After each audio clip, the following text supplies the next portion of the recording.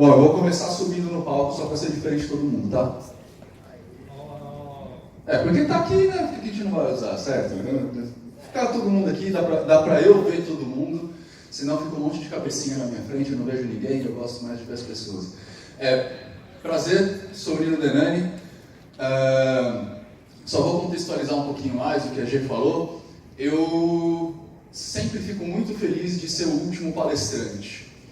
Porque, por incrível que pareça, os temas que eu trago são falados pelos palestrantes anteriores. Então, eu tenho muito gancho para ir relembrando com vocês os assuntos que foram ditos, né? E como isso é importante, principalmente quando a gente olha de uma outra perspectiva.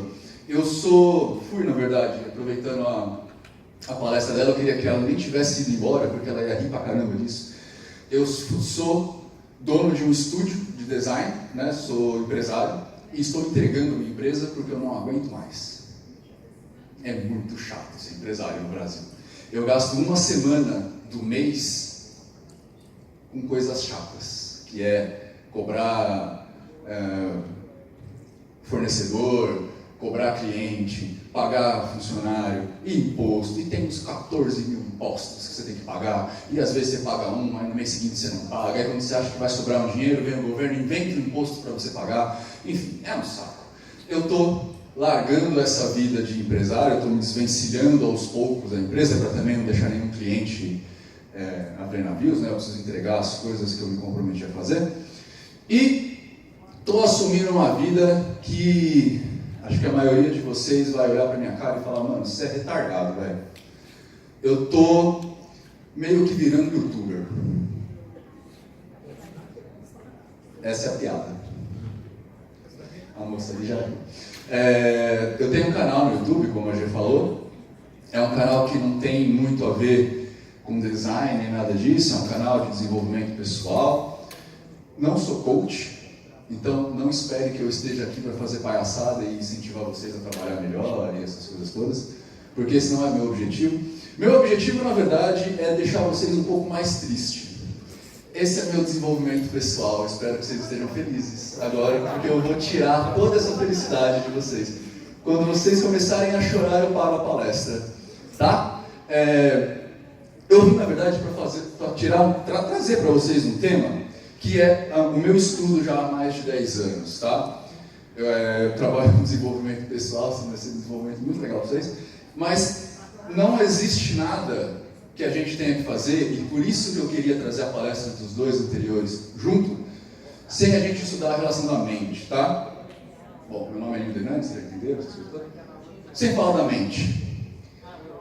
A mente que é o grande negócio. Se você pegar a palestra do professor Carlão, vocês vão ver o quanto isso é importante. O que ele falou pra gente?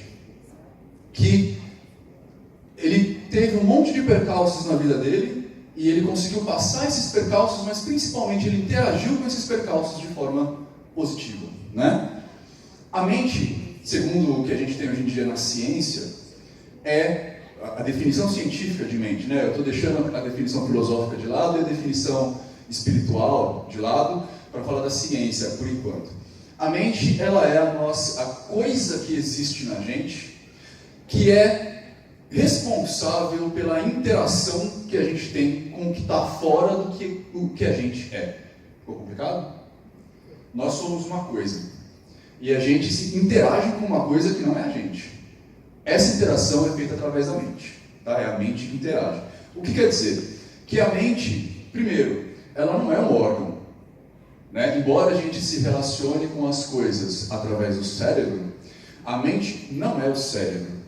O cérebro é o cérebro. Talvez a mente esteja no cérebro, é bem provável, mas a gente não sabe. A mente é o resultado de todas as interações que a gente tem no nosso corpo. Tato, olfato, audição, perspectiva, enfim, tudo que a gente tem de interação com o externo acontece através da mente, tá? Essa mente, ela vai falar pra gente como é que a gente vai pegar essas percepções primeiro, que a gente tem que pegar essas percepções, e depois como é que a gente vai trazer essas percepções para dentro da gente, e principalmente, estando dentro da gente, como é que a gente vai armazenar esse negócio.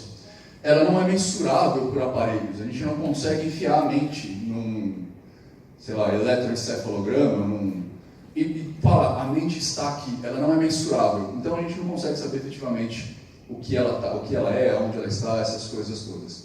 A gente então fala que a mente está meio que ao redor de nós, meio que dentro de nós, meio que fora de nós, mas ela comanda como que a gente pega tudo isso, tá? A mente, em resumo, é o estado de consciência ou subconsciência que possibilita a expressão da natureza humana. Isso é mente, hoje em dia, a definição mais científica dela. Tá? Vocês veem que não tem nada falando aqui de órgão, de sangue, de biochoque, de bioeletricidade, nada disso. Certo? Perfeito. O problema é que como a gente não sabe aonde essa mente está, a gente também não sabe ainda direito os limites dela. Não sabendo os limites dela, a gente também não consegue estabelecer processos ou padrões para a gente ter uma mente limpa, saudável, sei lá, de uma forma que a gente estabeleça um relacionamento saudável no nosso exterior. Mas a gente tem algumas pessoas que se dedicaram a estudar a mente, e eles dividiram a mente em dois grandes grupos. Subconsciente, que foi defendido por Pierre Janet a primeira vez, esse termo, que ele fala que é a parte inferior da nossa mente, e a mente consciente, que é o que eu vou pegar com vocês agora. Isso é uma representação do medieval do que é a nossa mente consciente. Para vocês entenderem mais ou menos um resumão disso aí, imagina um iceberg. Vocês todos sabem o que é um iceberg, né? Aquele pedrão de gelo. O iceberg ele tem uma pontinha para fora e um pontão para dentro, certo? Essa parte pontão para dentro é o subconsciente. A parte pontinha para fora é o consciente. Pontão para dentro ficam armazenadas todas as nossas relações que a gente teve na vida. Então, o resultado da amamentação que vocês tiveram com a sua mãe está guardada no subconsciente. O resultado do primeiro fora que vocês tomaram do namoradinho ou da namoradinha está guardado lá. Os psicólogos vão tentar trazer formas de acessar essas experiências guardadas no subconsciente para que vocês trabalhem elas de forma mais saudável, se relacionem com isso de forma melhor e assim vocês consigam trabalhar mais para frente de uma forma mais saudável. Vocês entenderam a importância desse negócio para nós aqui? Da relação que a gente tem? Eu vou começar a gritar. O cara está bocejando, é brincadeira, velho. Falando ainda em mente, só para vocês entenderem, a gente vai resumir e terminar essa parte. É a capacidade de perceber a relação entre si e um ambiente. Tá? Isso é o resumo da mente. Ou seja, a brincadeira infeliz que eu fiz com o camarada aí agora gerou uma impressão nele. E eu fiz de propósito. Porque agora essa impressão dele, que ele tem de mim, vai ficar guardada com ele. Ele nem me conhece, mas ele já criou, a partir dessa relação, um estereótipo do Nino, que provavelmente é um estereótipo negativo. Vocês entenderam a brincadeira aqui? Eu não tentei ser inimigo dele, mas um simples fato, uma interação pequenininha que a gente faz, cria uma expectativa nas pessoas que é gigante e muitas vezes permanente. Vai ficar com você por muito tempo. Né? A gente tem algumas ferramentas para trabalhar isso. Por exemplo, eu posso pegar o nosso amigo ali no final, chamar ele e falar: desculpa, eu fiz uma brincadeira ruim com você. É uma interação, a gente vai brincar com isso um pouquinho mais para trás, para frente. Agora eu quero falar com vocês da empatia. Já que a gente está falando de mentes empáticas, já que eu puxei esse exemplo com o nosso amigo. Empatia, em resumo, é uma palavra que hoje em dia está muito em voga, na contramão do que a sociedade faz. Tá? A nossa sociedade está se tornando cada vez mais individual, cada vez mais individualista. Eu não estou julgando e nem culpando a informática por causa disso, né? De mídias sociais, redes sociais, está afastando, o Facebook, essas coisas afastam as pessoas. Não sei se é esse bem o problema, mas é fato que a gente está ficando cada vez mais individual. A gente cada vez está se importando menos com as pessoas. E isso fez com que a gente criasse um termo para falar que a gente precisa não só se relacionar, mas a gente precisa identificar ser como a outra pessoa. Ou seja, por que eu estou supondo que a minha brincadeira com o nosso amigo talvez tenha sido ofensiva? Porque eu me coloquei na pele dele e falei: putz, um cara que eu não conheço, se ele interagisse assim comigo, como é que eu me sentiria? E aí eu tenho uma resposta. Isso é estabelecer empatia. No caso, eu estabelecer empatia com o nosso amigo. Isso é sentir empatia pelas pessoas, né? Isso fez com que, ao longo do nosso exemplo, eu percebesse que eu criei uma relação nociva. E eu posso, a partir desse conhecimento, trabalhar para transformar essa relação nociva numa relação bacana. Da onde vem o termo empatia? Empatia, ele nasce de 3 processos, particularmente: afetivo, cognitivo e regulador. Eu não vou pegar muito regra para vocês, porque é chato, tá? Vocês também não precisam saber disso. Mas é só saber que o afetivo partilha e compreende estados emocionais. Isso vem um pouquinho da nossa evolução biológica, tá? A gente, quanto homens das cavernas, quanto seres pré-históricos, antes da civilização se tornar sedentária, a gente precisava se identificar com os nossos amigos para a gente saber exatamente o que está acontecendo e para, principalmente, interagir com ele. Isso vai dar para a gente até alguns mecanismos de defesa importantes, como, por exemplo, talvez, o bocejo, né? Uma pessoa boceja, a tendência é que todo mundo boceje junto. Isso diz a lenda, diz, né, algumas histórias, que é um mecanismo de defesa grupal. O bocejo ele funciona para deixar a pessoa mais alerta. Quando um boceja, o grupo inteiro boceja para que o grupo esteja mais alerta, para fugir de eventuais predadores, etc. e tal. Tá? Nós temos muitas questões assim. A gente tem uma coisa que chama neurônio espelho, que é aquela capacidade, os meninos vão entender muito bem isso, e as meninas eu só não vou exemplificar porque eu não sinto na minha pele, mas os meninos vão identificar isso. Quando a gente está jogando bola, meninos, e leva uma bolada, alguém leva uma bolada nas nossas partes íntimas, parece que a gente está conectado via Bluetooth, não é? Quando você vê um jogador no futebol, lá na televisão, tomando uma bolada, você já faz... Né? Parece que a gente está via Wi-Fi, todo mundo conectado no mesmo lugar.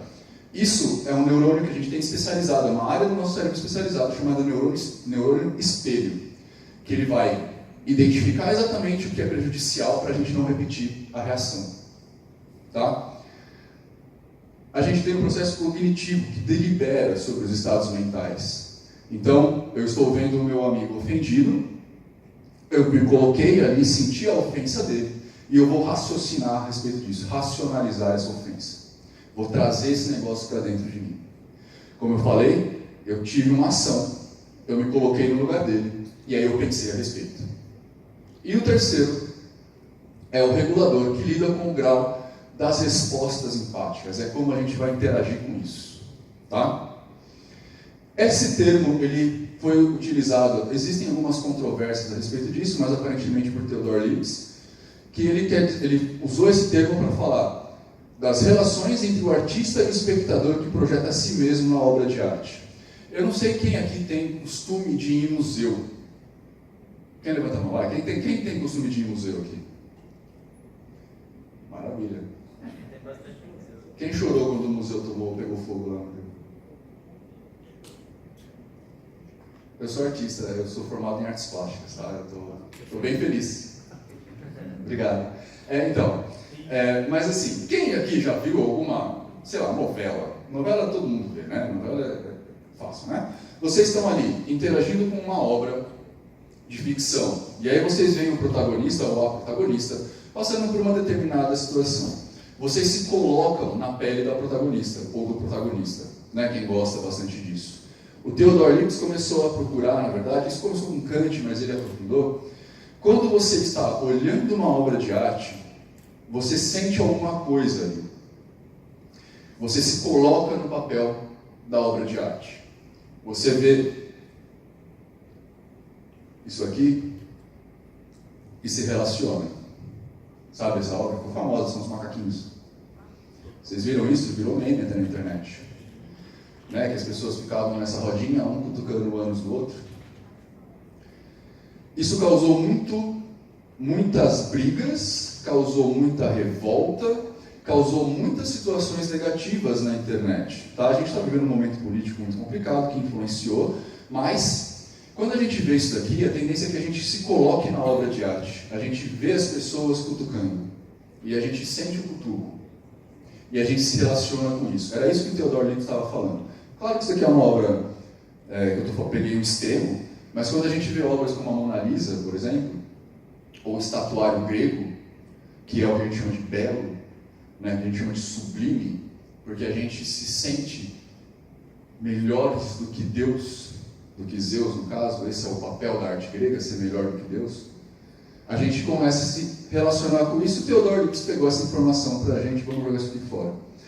Depois, a Stephanie Preston e o Franz de Waal bolaram essa definição para falar de empatia: observar ou imaginar outra pessoa em determinado estado emocional ativa a representação do estado emocional no observador. Ou seja, quando eu vejo uma pessoa triste, ter empatia é se sentir triste também. Quando eu vejo uma pessoa feliz, se eu tenho empatia, é me sentir feliz também. A gente sente esse tipo de empatia com filmes que são muito profundos, né? Eu, quando assisti Marley e eu, chorei que nem criança. Eu me coloquei no lugar do protagonista. Eu senti a dor que ele sentiu quando o cachorrinho que passou a vida inteira com ele morreu. Eu estabeleci empatia. Isso é empatia. Beleza. Falamos de mente, falamos de empatia. Agora a gente vai se perguntar: o que é autoconhecimento? Porque se eu sinto empatia por uma pessoa, eu preciso trabalhar como eu sinto isso. Como assim? Eu estou falando para vocês aqui que sentir empatia é se colocar no lugar da pessoa. Então, quando eu vi a pessoa ficando triste porque o cachorrinho morreu, eu me liguei a ele por empatia e chorei porque eu estava triste tanto quanto ele. Só que a gente precisa lembrar uma coisa aqui: cada um de nós é um ser individual. Parece óbvio, mas nem todo mundo leva assim. Isso quer dizer que nós interpretamos e interagimos com uma determinada coisa de formas muito particulares. Tem pessoas aqui, de vocês, que amam de paixão a mãe. Tem pessoas de vocês que gostam da mãe. Tem pessoas de vocês que não conheceram a mãe. Então, a figura mãe e a relação que vocês vão ter com essa figura é diferente. Então, se eu, por exemplo, que amo minha mãe de paixão, conheço um cara que não conhece a mãe, dificilmente ele vai conseguir entender o amor que eu sinto pela minha mãe. E mais do que isso, se a gente não se conhecer, o que é pregado pela maioria das religiões, como é que a gente vai chegar a tentar entender o dia da pessoa que está na minha frente? Aquela pessoa é muito brava, está muito brava hoje. Por quê? E aí você pergunta para a pessoa e ela fala: porque eu bati o carro. Aí você fala: teu carro é besteira. Você está vivo. Não a pessoa. Bateu o carro, isso causou um trauma na pessoa de alguma forma. E a relação que ela tem com isso não é a mesma com você. E você só percebe isso a partir do momento que você se autoconhece. Eu trouxe essas figuras aqui porque autoconhecimento é um termo muito usado nas religiões, né? O catolicismo vai falar de autoconhecimento quando ele dá a lista dos 10 pecados, dos 7 pecados capitais, enfim. Ele vai falar: você precisa se olhar para ver se você está praticando alguma dessas ações, se você tem vaidade, por exemplo, se você é egoísta, para você saber se está pecando. Você só conhece isso com autoconhecimento, né? Mas algumas religiões vão falar de autoconhecimento que é um estado de iluminação. Ou seja, você alcança alguma coisa, é um clique que dá na sua cabeça, que a partir desse momento você vai agir de uma determinada forma porque você se autoconhece. Então, eu estava até conversando com uns amigos agora que fizeram muitos estudos a respeito da religião judaica, essas coisas todas, budismo, hinduísmo, e eles falaram para mim: Nino, o autoconhecimento é quando você está pleno em suas faculdades. Ou seja, se alguém me chama de ignorante, eu paro e falo: o que é ignorância? Ignorância é você não saber ligar o computador. Bom, eu não sei ligar o computador. Então tá, eu sou ignorante. Mas isso não te afeta, né? Ou sei lá, Nino, você é um grosso. Pera, o que é grosseria para você? É falar que 3 mais 3 são 6. Bom, eu falo que 3 mais 3 são 6, então eu sou grosso. O Leandro Carnal, um filósofo, historiador, tem uma parábola muito legal que ele fala, e eu vou falar um palavrão aqui, porque eu estou colocando entre aspas, tá? Fala dele. Ele fala que estava no trânsito, foi fechado, e o cara do carro chamou ele de filho da puta. Ele falou o seguinte: eu posso me relacionar com isso de 2 formas. Primeira, a minha mãe é puta. E aí eu não posso me ofender, porque ele só está retratando a realidade. Talvez seja cliente. Segunda, minha mãe não é puta. E aí eu não posso me ofender, porque na verdade ele está mentindo. Então, eu não tenho que me relacionar com isso. Isso seria o autoconhecimento. Eu gosto de autoconhecimento de uma outra forma, porque eu gosto muito da palavra conhecimento. Eu gosto muito, e todo o meu trabalho tem a ver com buscar essa palavra. Todo o meu trabalho, ao longo dos 10 últimos anos, tem a ver em adquirir conhecimento, em pensar a respeito das coisas, em trazer respostas, em quebrar paradigmas ou compreendê-los. E eu cheguei a uma conclusão a respeito do autoconhecimento. Que o autoconhecimento pleno se dá quando você tem informação do mundo exterior. O que isso quer dizer? Que a cada novo segundo, a cada novo instante, eu preciso me autoconhecer de novo. Então, eu era quando eu entrei nessa sala. Eu tinha algumas certezas das minhas capacidades. A palestra anterior me fez repensar a minha questão financeira. Então, dei um passo além no meu autoconhecimento. A palestra do professor me fez pensar a respeito de superação. Então, eu dei mais um passo. Para mim, autoconhecimento tem a ver com conhecimento. E eu só conheço quando eu conheço o externo. E isso me faz estudar o tempo inteiro sobre todas as coisas. Tá? Só para exemplificar, também foi um exemplo que eu vi de um amigo, que a gente precisa saber as nossas capacidades, assimilar as nossas capacidades, e ele deu o exemplo do violão, no caso aqui da guitarra.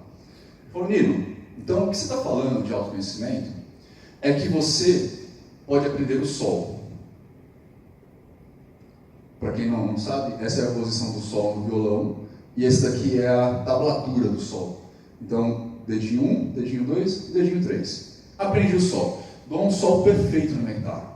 Nossa, eu toco o sol como ninguém toca nesse mundo. Eu posso falar que eu toco guitarra? Por quê? Porque eu não aprendi esse sol. Nem esse sol. Que é um sol com sétima. Nem um sol menor com sétima. Nem um sol menor com sexta, um sol diminuto, um sol bemol com 9, com nona, e um sol bemol menor com sexta. Mas ainda assim, digamos que eu aprendi tudo isso, ou seja, eu estou assimilando cada vez mais informação, está vendo que eu estou ficando mais perfeito no meu sol? Eu estou assimilando cada vez mais informação, mas ainda falta um monte de outras notas. E depois que eu aprendi as notas, faltam os arpejos das notas. Cada informação nova, eu vou melhorando. Cada informação nova do meu externo, eu vou me tornando um ser humano melhor. Cada informação nova que eu vou adquirindo e processando, trazendo para o meu interior, vai me ajudando na forma como eu me relaciono com o exterior.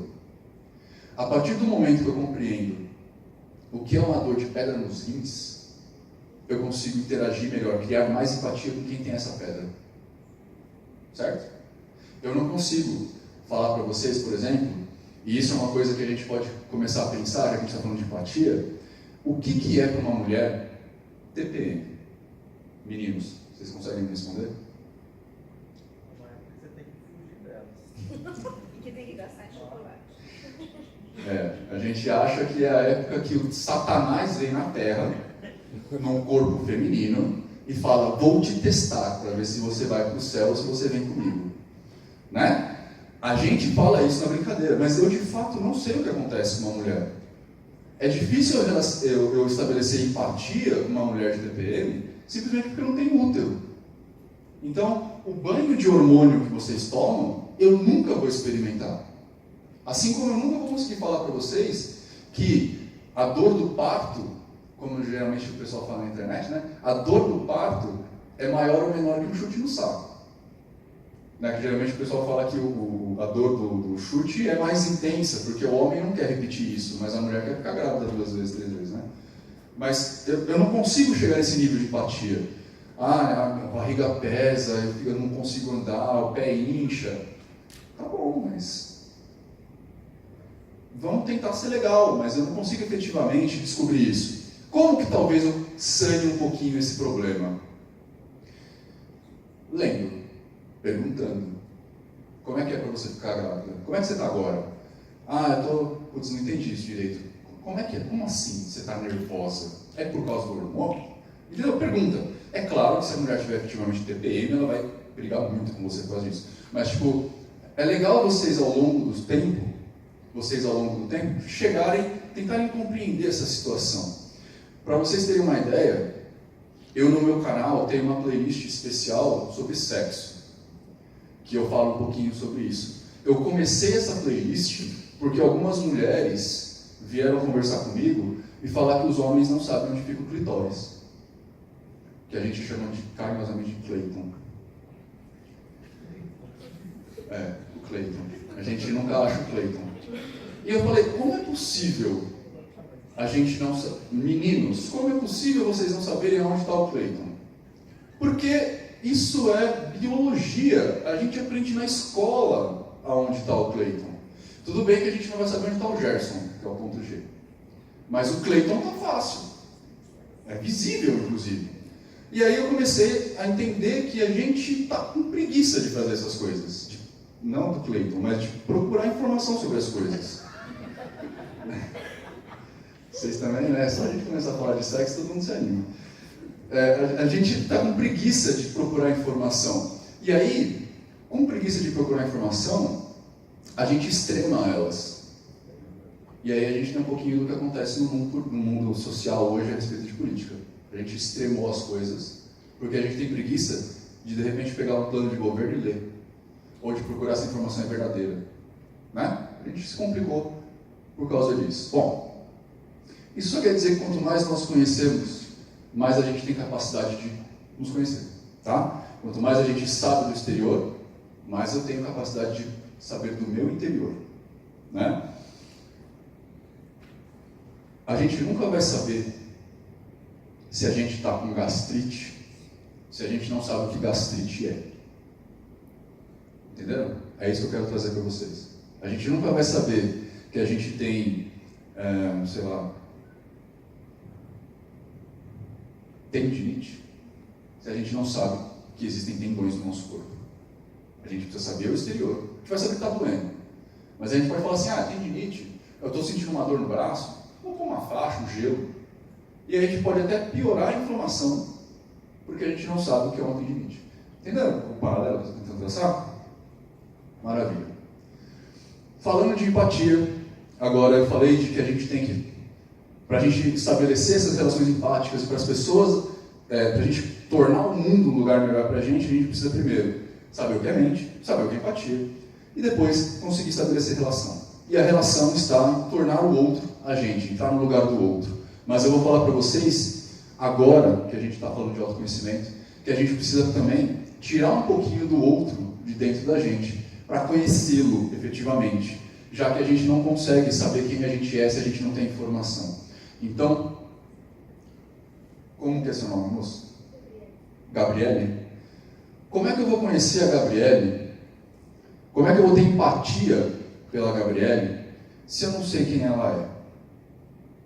Eu vou ter uma série de preconceitos a respeito dela, que podem vir de várias coisas. Pode vir do jeito que ela está vestida, com a calça rasgada, né? Pode ser do jeito que o cabelo dela está penteado, pode ser porque ela está sem maquiagem, cada um vai ter sua idiosincrasia, né? E isso, eu vou mostrar uma coisinha muito para vocês, quer ver?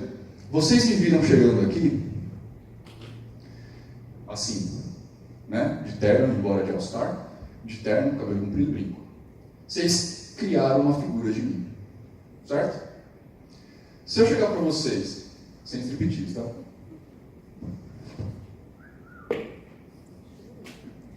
Quem é o cego aí?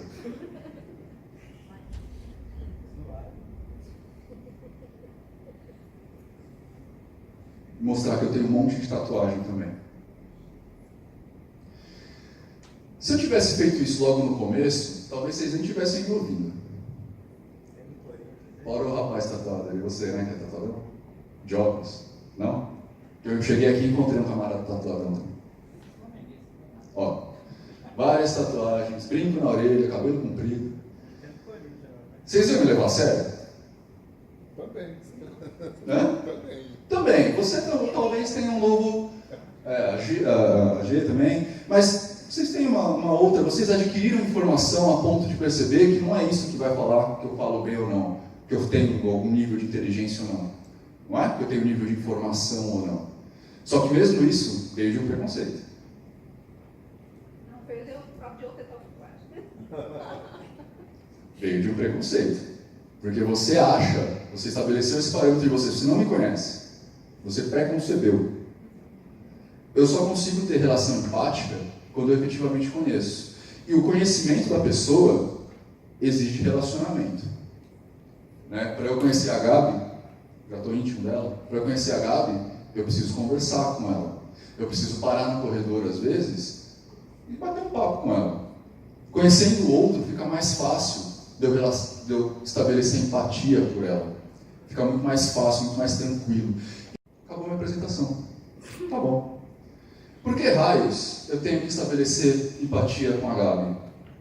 Por que raios eu estou falando que mentes empáticas é positivo para a gente? Por que eu estou falando, trazendo esse assunto para a gente? Porque a gente consegue, eu vou falar um negócio que talvez vocês não gostem de mim a partir daqui, mas entendendo o processo e mecanismo da mente, da empatia, de mentes empáticas, a gente consegue começar a controlar pessoas. E aí eu imagino que alguns de vocês vão me xingar, porque não se faz isso, né? Alguns de vocês vão ficar de boa comigo, porque falar é assim que tem que ser mesmo. Dane-se. Mas o fato é o seguinte, imagina a Gabi de novo, coitada dela. Está passando pelo corredor. Eu percebo, porque eu já conheço a Gabi, já até chamo ela de Gabi, passa no corredor e eu vejo que ela está com uma feição meio brava. Nesse momento eu estabeleço empatia com ela, ela está brava. Aconteceu alguma coisa. Gabi, o que aconteceu? Ela vai me contar. Porque a gente tem empatia. Eu vou chegar sinceramente para ela com isso. Só que a partir do momento que a gente estabeleceu esse elo empático, ela está mais tendenciosa a fazer as coisas que eu quero. Por relação. É assim com todo mundo. Quem aqui não ajuda amigo? Não é? Eu não estou falando de contra a lei, não, gente. Estou falando de ajudar amigo. O amigo está mal, você chama ele para tomar uma cerveja, paga a cerveja, sei lá. Não é? Estabelecendo empatia. Ah, obrigado, cara. O cara quer subir olho, cachorro.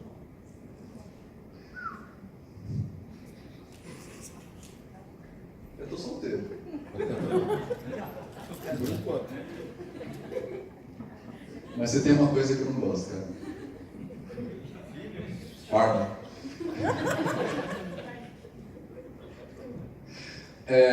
Obrigado, irmão. Como que estabelecer essa mente empática? Agora falando de um jeito mais sério, sem a gente levar para brincadeira, para essa questão mais chula do mundo, né? É muito mais fácil a gente conseguir coisas das pessoas. E isso, não vejam isso como uma coisa ruim, tá? A gente está o tempo inteiro estabelecendo relação com as pessoas e querendo uma troca. A gente o tempo inteiro, que a gente acorda de manhã, se a gente for casado, se tiver um relacionamento, alguma coisa assim, ou tem um cachorro em casa, a gente quer alguma coisa desse ser. Né? É o cachorro, então a gente quer que ele não faça xixi no meio do tapete. Ou qualquer coisa assim. A gente tem uma namorada, a gente quer tomar um café da manhã tranquilo, a gente quer waffle em vez de bolacha, sei lá. A gente sempre está querendo alguma coisa de alguém. E é muito mais fácil a gente estabelecer uma situação de troca positiva a partir do momento que a gente cria empatia. Isso, em suma, quer dizer que não adianta você querer, por exemplo, ser um vizinho respeitado se você não respeita seu vizinho. Isso parte sempre de você. Né? Não adianta você querer, eu vejo muito isso na internet, as pessoas falam assim, eu dou respeito para quem me respeita, eu sou educado com quem é educado comigo. Não, gente, isso só está fazendo você se tornar uma ameba, porque você só reage ao ambiente. Reagir não é legal, vocês têm que agir, que foi o que o professor falou aqui no começo, vocês têm que ser ativos. Então eu dou educação, e aí automaticamente eu recebo em troca. Eu dou gentileza. Gentileza gera gentileza, né? Eu geralmente falo que gentileza gera gente folgada. Mas gentileza tende a fazer as pessoas agirem com você de uma forma melhor. Quando você estabelece simpatia, poxa, o nosso amigo ali tá meio nervoso hoje, tá bravo, a vida dele não deve estar muito boa, será que ele brigou com a esposa, sei lá. Vou conversar com ele um pouquinho. E aí, irmão, o que aconteceu, cara? Você brigou com a esposa, não sei o quê? Eu fui gentil só, foi só isso. Eu me coloquei na pele dele, né? Ah, o cara tá calado, não quer falar nada. Vou respeitar o cara, deixar ele um pouquinho de lado. Ó, se precisar, tô aqui, tá? A gente conversa. me coloquei no lado dele. Para eu me colocar no lado dele, para eu puxar ele para o meu lado, eu preciso estabelecer essa empatia. Eu preciso fazer com que a minha mente funcione dessa forma. E outra coisa, que também foi falado aqui pelo nosso amigo no começo, e também foi falado pela segunda palestrante. E talvez o que eu fale aqui possa parecer religioso. Não é o caso, tá? Só para vocês saberem que não é o caso, eu sou ateu, eu não sou religioso. Então, o que eu vou falar não é religioso efetivamente. Mas a mente, como é a nossa capacidade de interação com o meio, ela cria o nosso meio. Isso quer dizer, em suma, não é nada de um segredo, não é nada mágico, tá, gente? Isso só quer dizer o seguinte: se eu olhar as coisas com bons olhos, as coisas parecerão boas para mim. É óbvio, né? É a história do copo meio vazio, meio cheio. Se eu olhar as coisas com maldade, as coisas parecerão maldosas para mim. Se eu acordo de manhã, venho trabalhar, encontro o camarada aqui, ele passa por mim no corredor, esbarra em mim, eu tenho duas formas de encarar com isso. Ele não me viu, estava muito, sei lá, pensando em outras coisas, passou, não me viu. Ou ele agiu com maldade. A gente sempre escolhe interpretar isso como agiu com maldade. Alguém aqui imagina por que a gente faz isso? Isso é físico, é biológico. Porque as más experiências nos mantiveram vivos. Isso quer dizer que, quando o nosso ancestral Neandertal olhava a moitinha se mexendo, os que não foram ver o que era que estava mexendo, sobreviveram, passaram no gene. Os que foram ver, morreram. Aqui o que não foi ver, olhou, teve uma experiência ruim, guardou essa experiência no gene, passou para frente. Nós somos filhos dos covardes. Tá? Por isso que a gente sempre vê as coisas pelo lado ruim e, principalmente, a gente sempre memoriza as coisas ruins. Se eu perguntar para vocês uma experiência ruim que vocês tiveram, eu aposto que todo mundo aqui vai falar uma pá, que aconteceu hoje, inclusive. Agora, se eu perguntar para vocês de experiências boas, dificilmente vocês vão lembrar de forma imediata. A não ser aquelas experiências socialmente mais gerais. Sei lá, tive um dia com meu filho, um beijo com meu namorado, namorada, sei lá, alguma coisa assim. Mas, efetivamente, a gente não traz isso. Nós somos filhos dos covardes. Nós somos filhos daqueles que viram experiências negativas e entenderam isso como uma forma de sobrevivência. Logo, a gente age assim no nosso meio. Mas, Nino, isso não é legal, então, da gente manter assim? Não, gente, porque a gente já não é mais Neandertal. A maioria. A gente já é humano, né? A gente já é Homo sapiens sapiens, a gente já sabe o que está fazendo, a gente já age de acordo com o nosso cérebro. A maioria. Então, a gente pode olhar uma situação, o camarada esbarrou em mim, e eu falar, putz, ele está tendo um mau dia. E só, acabou a experiência ali. Meu chefe me xingou. Tá, ele brigou com o taxista, sei lá. É só um dia ruim, não quer dizer que eu sou isso. Porque, como eu falei do Leandro Carnal, se eu me ofender, eu estou reafirmando a situação. Se eu me ofender, é porque a minha empatia está falando para mim, você realmente é isso. Se meu chefe me chama de babaca e eu me ofendo, é porque eu estou me assumindo babaca. Acho que ninguém nunca pensou assim, né? Eu às vezes também penso assim e fico meio, nossa, aquela briga que eu tive, então quer dizer que eu sou babaca, né? Então, tipo, olha o autoconhecimento entrando aqui, né? Ganhei mais um passo no autoconhecimento, fui mais além. Bom, falando tudo aqui das relações da mente, falando da relação com as pessoas, vocês conseguiram perceber a importância da nossa mente, ou seja, da forma como a gente encara as situações para o nosso dia a dia? É uma pergunta. Não? Eu vou começar de novo. Então, tem a mente, que é a nossa forma de estabelecer. É sério, gente? Ninguém? Falem comigo, pessoas. Conseguiu? Tem pergunta? Eu estou lembrando aqui que teve um cara há muito tempo que disse: conheceis a verdade e a verdade vos libertará. Sim. E tem tudo a ver com isso aí. Sim. Não é verdade? É verdade. Conhecimento. Então você está dizendo praticamente a gente para a gente conhecer a pessoa antes de julgar. Para você ver como é uma mensagem muito antiga, né? Que já faz mais de 2000 anos. Né? É uma mensagem muito antiga que vem na nossa sociedade. E a gente não abraça isso por algum motivo. Hoje em dia, existe uma questão muito séria que não deixa a gente abraçar isso. Que está acontecendo no Brasil, inclusive. que é a vontade do mais fácil. A gente aqui no Brasil, que foi o que a Carla, Tatiana falou antes, a gente tem vontade do mais fácil, né? Então, se eu falar para você, olha, você precisa ler 30 livros sobre astrofísica no mês, você vai ter uma reação. Se eu falar para você, tem um curso com as 10 leis da astrofísica, você vai fazer esse curso, se a astrofísica for importante para você. Só que esse curso é esses 30 livros de forma mastigada e provavelmente equivocada. Um exemplo muito fácil disso. Algumas religiões que a gente chama de... Algumas filosofias, não religiões. Algumas doutrinas, que a gente chama de nova era, elas estão usando o termo física quântica. Então eles falam assim, física quântica comprova Deus. Eles falam isso porque eles não sabem o que é física quântica. Só que como a maioria das pessoas não sabem o que é física quântica, eles compram essa ideia. E aí, a verdade que vos libertará vira uma mentira. A pessoa assumiu a mentira como verdade.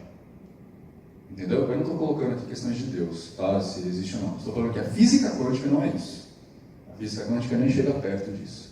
A física quântica é um processo físico, então não tem como provar o metafísico. É físico, não é além da física. Mas, como a gente tem muita informação errada, muita informação que as pessoas resumem de uma forma para ser vendável, a gente acaba assumindo essas informações como verdade, e aí a gente se perde da verdade verdadeira. A gente assume uma mentira como verdade. Eu super concordo, a verdade nos libertará, só que está cada vez mais difícil achar ela. Né? Não sei se vocês concordam comigo a respeito disso. Mas o tanto de informação que a gente tem, via WhatsApp e Facebook, que são as enciclopédias do mundo moderno, dificultam o processo. Né? Se vocês quiserem um exemplo bem difícil de tocar, quem aqui ouviu falar da fosfoetanolamina? Da pílula do câncer. O que é a pílula do câncer? Alguém químico descobriu como fabricar fosfoetanolamina, que é um negócio que a nossa célula fabrica. Ele fabrica de forma artificial com uma série de processos químicos. E deu na cabeça dele que isso curava o câncer. Deu na cabeça dele também comercializar isso a partir de remédio. Deu na cabeça dele. Ele fez. E um monte de gente diz que se curou. A gente tem alguma ferramenta para falar que essas pessoas se curaram? A gente tem alguma ferramenta para falar que a fosfetanolamina realmente faz alguma coisa contra o câncer? A gente só tem as informações falsas. Só que o público se agarrou tanto nisso, e eu compreendo super o porquê, porque câncer a gente sabe que é uma doença difícil, né? O público se agarrou super nisso, que obrigou o governo para um monte de pesquisa, colocar a fosfetanolamina na frente para ser pesquisada. A pressão popular ainda fez a fosfetanolamina ser liberada como medicamento antes dela ser pesquisada, e isso matou um monte de gente de câncer. Porque a gente chegamos à conclusão de que a fosfetanolamina não faz nenhuma diferença. Só que como o pessoal começou a tomar fosfetanolamina, parou de fazer a quimioterapia, porque tem aquela história de que a indústria farmacêutica perverte, não sei o que lá. Eles acreditaram, compraram um monte de informação falsa, morreu um monte de gente. Entende como a verdade vos libertará? Fica cada vez mais difícil de chegar? Não, mas depende da verdade que você está falando. Se depende da verdade, fala a verdade. O mesmo cara que falou isso, ele falou também, eu sou o caminho, a verdade e a vida. Então, nesse sentido, ele está correto, entendeu? Eu prefiro não entrar nesse quesito. Não, pois é.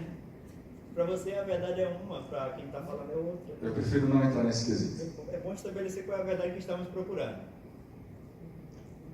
Se a gente precisa estabelecer a verdade, ela não é verdade. Mas enfim, eu entendo, tá? Eu prefiro não entrar nesse quesito, nessa palestra. Pessoas, alguma dúvida a respeito disso? Do que a gente falou de mentes empáticas, de empatia, de relacionamento? Me diga uma coisa. Digo. Você quando fala de empatia, quer conhecer a pessoa e você fala no sentido assim da pessoa começar a gostar da outra. Mas muitas vezes quando você tem conhecimento, você passa a não gostar, porque simplesmente porque você passa Empatia não tem a ver com gostar ou não gostar, tem a ver com compreensão. Então, por exemplo, eu posso você tem atitudes que eu não concordo, por exemplo, tá? Mas eu não preciso gostar de você, eu preciso compreender o que te leva a fazer isso. Então, por exemplo, a Gabi aqui foi no restaurante e não pagou, eu acho que ela é corrupta, tá? Eu não preciso gostar dessa ação, mas de repente a Gabi fez isso porque ela não tinha dinheiro e ela não tinha almoçado no dia anterior, não jantado. Então eu entendi a relação dela. A partir desse entendimento, eu consigo tomar ações a partir disso. E as ações serão muito melhores do que eu simplesmente falar, ela é corrupta. Porque de repente eu posso chegar para a Gabi e falar, puxar ela de canto e falar, ô Gabi, eu vi que você estava passando por eu consigo te ajudar de algum jeito, alguma coisa assim. Pronto, abracei a Gabi, viramos amigo, estamos de boa, porque ela de fato não fez isso de mal. Ela só não tinha o que fazer e estava com fome. Que é muito diferente de uma pessoa que vai e faz isso de sacanagem. Se eu entendi que é sacanagem, eu não gostei da pessoa, mas eu entendi o porquê. Eu compreendi a pessoa. E aí, a partir disso, a minha ação com essa pessoa se torna mais efetiva. Mesmo que seja me afastar dela. Outra coisa, essa empatia sua não tem nada a ver com aquela situação assim não, né? De quando a gente olha para uma pessoa a primeira vez e já gosta dela. E eu, às vezes, olho para outra pessoa e já não gosto daquela pessoa. Não tem nada a ver com isso também. Não. Isso na verdade é uma série de impressões que a gente tem a partir do físico da pessoa, tá? Isso é estudado. A gente tem boas experiências com certos estereótipos físicos, e aí essas experiências tendem a se repetir. Então, se eu gostei da Gabi, outras pessoas que eu ver com um jeitinho da Gabi vão me dar impressões positivas, e aí eu vou gostar automaticamente. Se eu não gostei da amiga dela do lado, Viviane, não gostei da Vivi, então, pessoas que eu for olhar com o estereótipo da Vivi, eu também não vou gostar. Isso é impressão mesmo, isso é cerebral, é físico. É aquela coisa que eu falei do Neandertal, que olhou um negócio, não gostou, mas continuou vivendo, essas coisas todas. Isso aí vem de anos de evolução, de centenas de anos de evolução. Certo? Mais dúvidas, gente? Não? Acabou? E Diga. quando você conhece a pessoa e não gosta. Depois, a partir de um tempo, que você percebe que tudo que a pessoa fala, você já enxerga com viés negativo. Olha só, vocês trabalham todos aqui. Digamos que vocês 6 trabalham no mesmo departamento, tá? E eu sou o chefe de vocês. E eu sou um canalha. Sei lá, já dei em cima da Gabi, já dei em cima da Vivi, já dei em cima dos 4 também aí, dos 5. Tá? Dei em cima de todo mundo, sou um canalha. Você vai olhar para mim e vai falar assim, cara, essa atitude não se faz.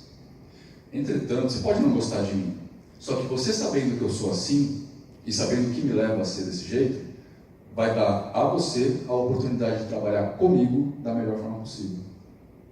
Porque, inclusive, você vai conseguir se precaver desse tipo de comportamento. E eu não estou falando de se precaver aqui, de repente você que é mais fortinho, vir com camisa de manga comprida, mais larga, para não mostrar os músculos. Não é isso. Mas é o jeito que eu vou falar uma besteira, você já vai estar preparado para ouvir uma besteira. E você vai conseguir interagir com essa besteira de uma forma mais íntegra. Porque no final das contas eu sou seu chefe. Então você não vai poder mandar eu para aquele lugar. Você vai ter que tomar uma atitude política caso você queira manter esse emprego. Né? Então, mesmo que seja, então eu vou, sei lá, montar formas para me precaver judicialmente disso. Mas estabelecendo essa empatia, sabendo por que o cara age dessa forma, você consegue se precaver disso de uma forma melhor do que, por exemplo, você ficar muito pego comigo, muito pistola, como a gente fala na internet, e bater de frente comigo, eu te mandar embora por sua causa. Entende? Como a empatia é importante nas relações? Foi o que eu falei, você meio que me manipulou. Entendeu? Claro, porque aqui eu estou dando um caso extremado, né? Mas você sabe como agir. A mente empática é uma forma de você interagir melhor com o seu público, digamos assim, com as pessoas que estão com você. Eu entrei no ônibus, está cheio. Como é que eu vou interagir com essas pessoas para ter um melhor momento no ônibus?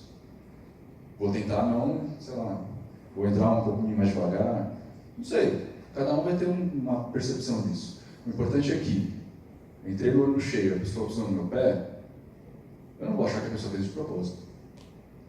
Entendeu? Estabelecer empatia. E, ao mesmo tempo, eu também não vou pisar no pé dela de propósito. Sacou? Automático já. Você tem que tirar, na verdade, o automático. A mente empática de você fala, observa as relações. Observa o que está acontecendo, é a relação. É aquilo que eles falaram nas 2 palestras anteriores. É a sua relação com aquilo. Como é que você se relaciona com as coisas? Como é que você se relaciona com as pessoas? Estudar essa relação, que é estabelecer empatia. Como é que eu me relaciono com esses dois aqui? De formas diferentes. né? O nosso amigo aqui, eu nem conheci, ainda nem decorei o nome dele. Desculpa. Eu nem não vou decorar tão cedo, desculpa, mas eu sou muito ruim para isso. Eu não decorei o nome dele e não vou decorar tão cedo. Mas como é que eu interajo com ele? É diferente do jeito que eu interajo com a Geslaine. Lembrou o nome. Porque para mim ela é G, né? É diferente como eu interajo com ela. Por quê? Porque ela eu conheço melhor. Ela eu já sei as idiosincrasias dela. Ele eu não sei ainda, mas eu preciso descobrir. Para não agir com ele com preconceito. Ah, bombadinho, né? Deve ser burro. Não. Vocês entendem aonde está aqui a empatia? Acho que foi o melhor exemplo que eu dei, cara. Desculpa, mas acho que... Né? Mas é isso. A gente preconceitua. Então, é preconceito, porque não tem conhecimento. O preconceito vem da falta de conhecimento. E a empatia, ela vem e fala, peraí, deixa eu conversar com o cara primeiro, ver se é burro mesmo. Se esse músculo é de verdade, é bomba, sei lá. Os dois. É de verdade, é bom ou é burro? Ou é burro, é fortinho. Mas vocês entendem onde está a brincadeira?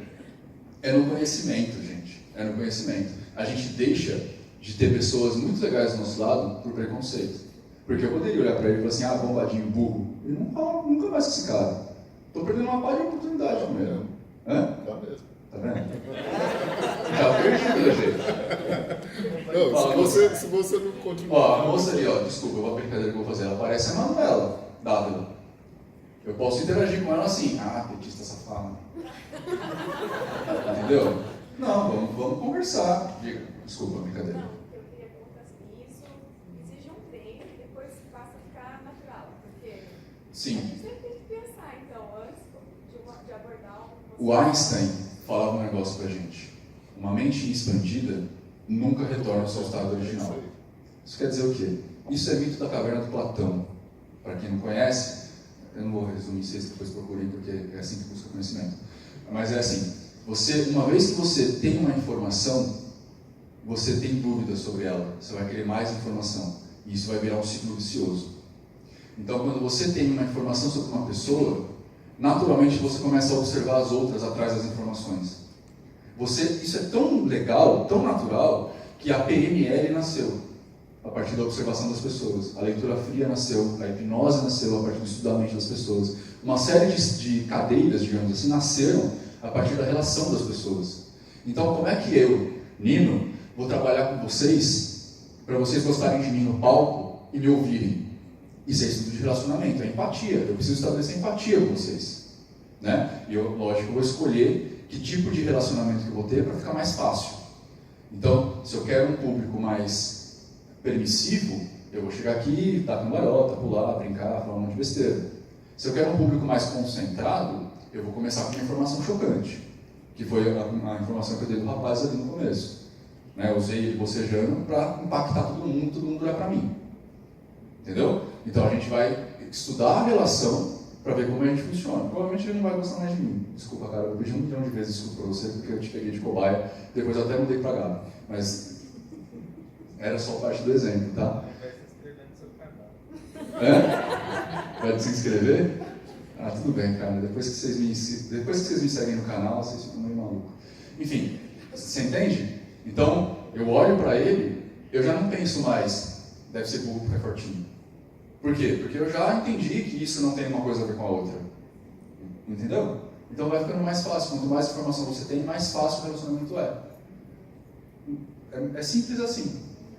Né? Tem que se dedicar no início. Você tem que querer. Você tem que querer. O mito da caverna do Platão fala que a partir do momento que você quer se iluminar, você já não é mais a mesma pessoa. Então você tem que querer. Iluminar aqui no sentido de conhecimento, né? Você tem que querer. Quando você quer, putz, como é que eu faço para ter um dia melhor? Você já movimentou a sua mente para ter um dia melhor. Assim, depois você vai vendo a situação, você vai aprendendo cada vez mais. Mas o movimento já foi, você já deu o primeiro empurrão. Né? A lei é física, né? O primeiro empurrão é sempre mais difícil. Que nem a moça falou aqui da economia. Deu o primeiro empurrão. Aí você nunca mais consegue voltar, cara. E aí você vai chegar um momento que você vai começar a brigar com os seus pares porque eles não fazem isso. Porque para você é tão óbvio que um fortinho não é burro, necessariamente, que você não vai conseguir nem entender os preconceitos mais.